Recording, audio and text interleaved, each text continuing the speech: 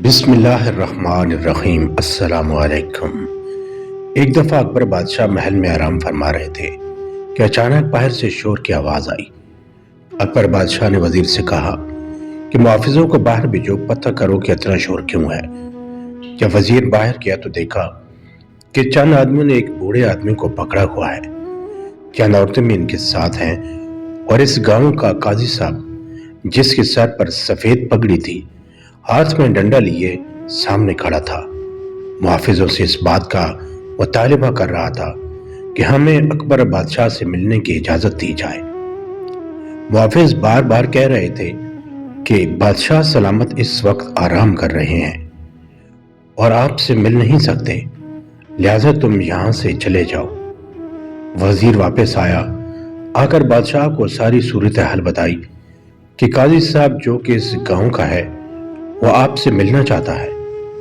अकबर बादशाह ने वजीर को कहा कि मुहाफिजों के पास जाओ, उनसे कहो कि काजी साहब को अंदर आने की इजाजत दी जाए। वजीर इस काजी को लेकर अकबर बादशाह के कमरे में आ गए और बाकी हुजूम को मुहाफिजों ने बाहर ही रखा। जैसे ही काजी साहब बादशाह के कमरे के अंदर दाखिल हुआ तो अकबर बादशाह ने काजी से कहा, काजी साहब, मुझसे मुलाकात की जरूरत क्यों पेश आई और बाहर तुमने इतना हुजूम क्यों इकट्ठा कर रखा है।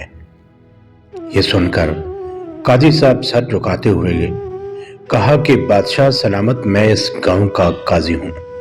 आज तक कोई भी ऐसा मुकदमा नहीं आया जिसमें मैंने इंसाफ पर मबनी नहीं किया हो, लेकिन एक वाहिद मुकदमा जिसने मुझे हिलाकर रख दिया। अकबर बादशाह ने पूछा, बताओ कौन सा मुकदमा है। तो काजी साहब ने कहा, बादशाह सलामत, मेरे पास एक बूढ़ी औरत एक मुकदमा लेकर हाजिर हुई। इसके साथ एक नौजवान लड़की थी। इस नौजवान औरत के शौहर को गांव के लोगों ने पकड़ा हुआ था। मैंने बूढ़ी औरत से पूछा, बताओ क्या बात है, तुमने इसको क्यों पकड़ा हुआ है।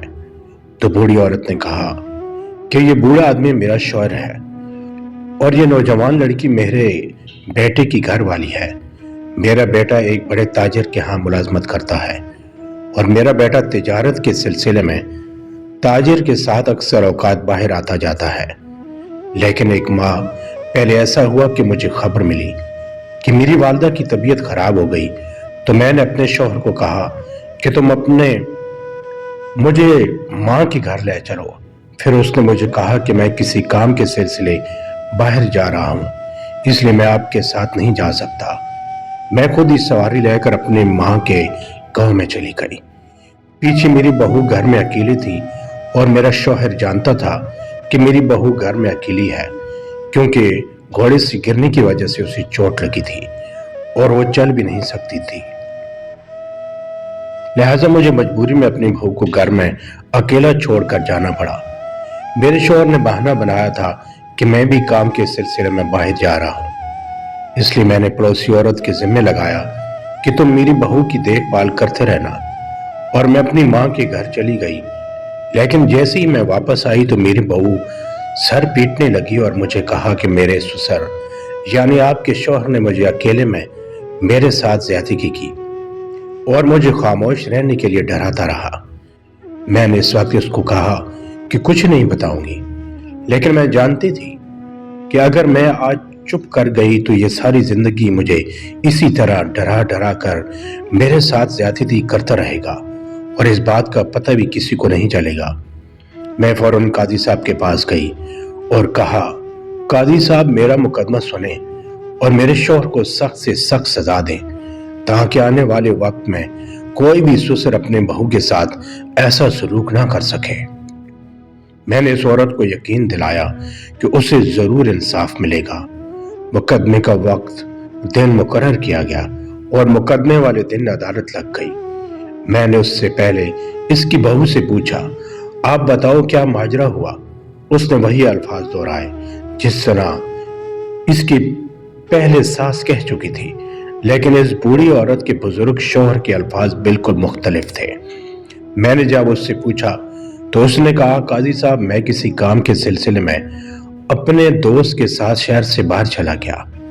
जिस दिन ही मेरी बीवी घर लौटी उसी दिन मैं घर लौटा, लेकिन जैसे ही मेरी बहू ने घर में कदम रखा तो मेरी बहू ने सर पीटना शुरू कर दिया और इस पर गंदे गंदे इल्जाम लगा दिए।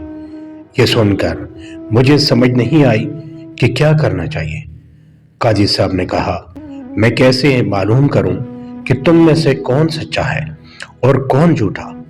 इस मुकदमे की कार्रवाई को शुरू हुए तकरीबन 4 दिन हो गए हैं, लेकिन अभी तक मैं इंसाफ तक नहीं पहुंच सका, क्योंकि जब मैं लड़की की बातों की तरफ देखता हूं तो मुझे सारे सबूत इसके ससुर के खिलाफ जाते हुए दिखाई देते हैं, लेकिन जब मैं इसके ससुर के पहलू की तरफ देखता हूं तो सारे सबूत इसकी बहू के खिलाफ जाते हैं। मुझे समझ नहीं आ रहा, लिहाजा आप इंसाफ करने में हमारी मदद करें और इस बूढ़ी औरत का मुकदमा आप सुने। अकबर बादशाह ने कहा, कल तुम बूढ़ी औरत, इसके शौहर, इसकी बहू को हाजिर करना, मैं कल ही इस मुकदमे का फैसला करूंगा। सुबह का वक्त हुआ, बादशाह सलामत अदालत में तशरीफ लाए। काजी साहब इन तमाम लोगों को लेकर अदालत में पहले से ही पहुंच चुकी थी। जैसे ही बादशाह अपनी नशिस्त पर बैठा तो काजी साहब ने कहा, बादशाह सलामत, आपके हुक्म के मुताबिक ये सब आपके सामने हाजिर हैं। अब आप भी इनका मुकदमा सुनें और इनके दरमियान फैसला करें और इनमें से कौन मुजरिम है और कौन पाक दामन। ये सब सुनने के बाद अकबर बादशाह ने दोबारा इनके दलाल सुने और थोड़ी देर सोच में पड़ गया। इसके बाद बादशाह सलामत ने 4 सिपाहियों को हुक्म दिया कि जाओ 2 कोदाल लेकर आओ और इसी जगह 2 बड़े बड़े गड्ढे खोदो। हुक्म के मुताबिक 2 गड्ढे खोद दिए गए जो तकरीबन 4 फीट की गहराई के थे। अब बादशाह ने हुक्म दिया, इन गड्ढों को साफ पानी से भर दो।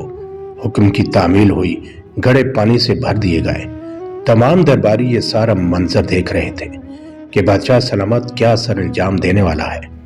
किसी की समझ में कुछ नहीं आ रहा था कि बादशाह सलामत मुजरिम को पकड़ने का कौन सा तरीका इख्तियार कर रहा है।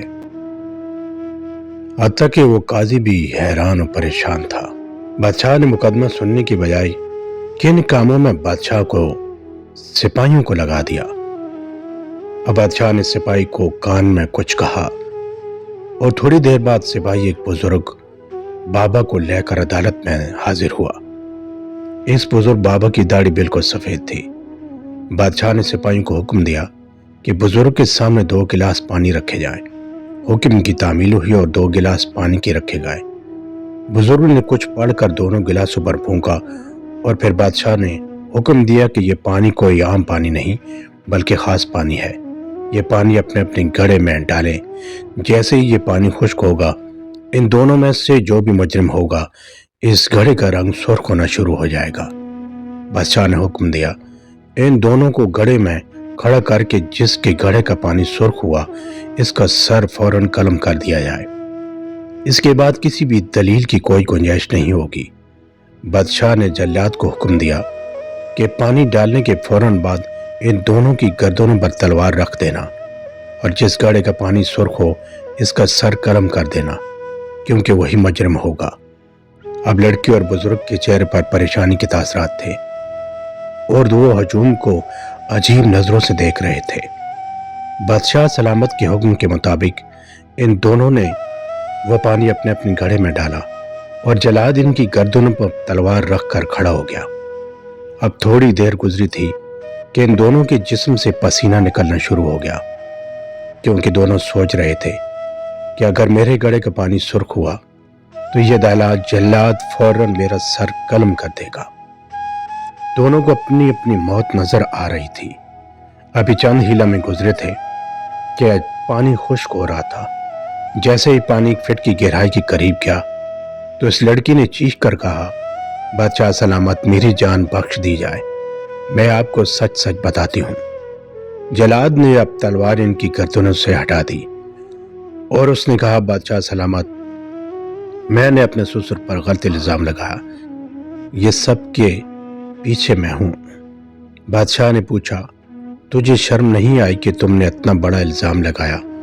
तो लड़की ने कहा, बादशाह सलामत, मैं अपने चाचा के बेटे से बहुत मोहब्बत करती थी, लेकिन अपने ससुर की वजह से جس نے میرے پیار کو پیسوں کا لالچ دے کر اپنے بیٹے کے ساتھ شادی کر لی اور اس نے مجھے میری محبت سے جدا کر دیا۔ میں نے اس دن سے ٹھان لیا تھا کہ اس بوڑھے نے مجھے اپنی محبت سے دور کیا، میں اس کو اپنے گھر سے دور کر دوں گی، اور اس لیے میں نے موقع پا کر اس پر یہ گھناؤنا الزام لگایا۔ بادشاہ سلامت نے کہا کہ کسی پر غلط الزام لگانا بہت بڑا جرم ہے۔ اس کے بعد بادشاہ نے اس عورت کو سخت سزا دی اور اس بوڑھی عورت کے شوہر کو باعزت بری کر دیا۔ دوستو، امید ہے کہ آپ لوگوں کو بادشاہ اور اس ایک عورت کی یہ ویڈیو اچھی لگی ہوگی۔ اگر آپ لوگوں نے ابھی تک چینل کو سبسکرائب نہیں کیا تو چینل کو سبسکرائب کریں تاکہ اسی طرح تاریخی اور سبق آموز ویڈیو آپ لوگوں تک پہنچتی رہے۔ بہت بہت شکریہ۔